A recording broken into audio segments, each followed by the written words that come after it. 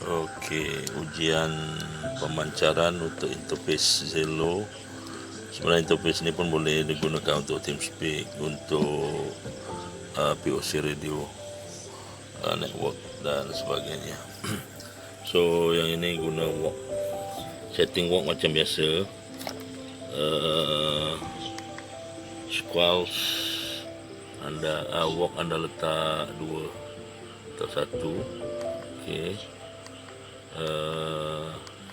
Squares square 1 supaya dia sensitif. Mana pula square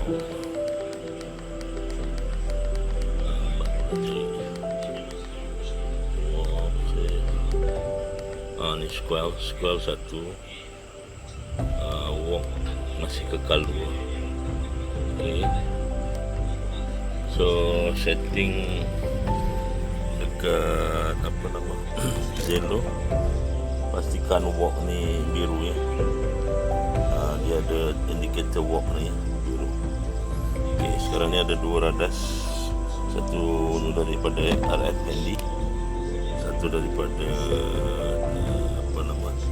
Zello ya. Saya mancar Zello menggunakan F40. Cek 1 2 3 3 2 1 ya. 1 2 3 3 2 1 ya. Didengar di RF ya.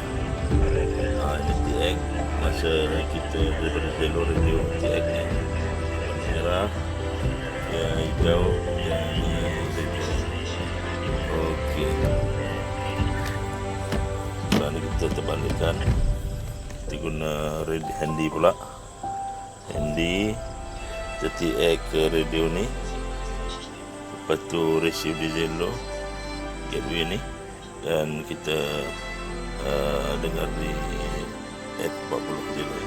Cek 1 2 3 1 2 3 tu ya, dah bunyi 1 2 3 3 2 1. Okey, setakat tu dulu untuk permatian ni Bang Amran ya. Bang Amran ni anda punya kabel interface saya buat testing sudah. Okey, InsyaAllah kita akan hantar kepada anda. Jumpa lagi InsyaAllah. Bye bye.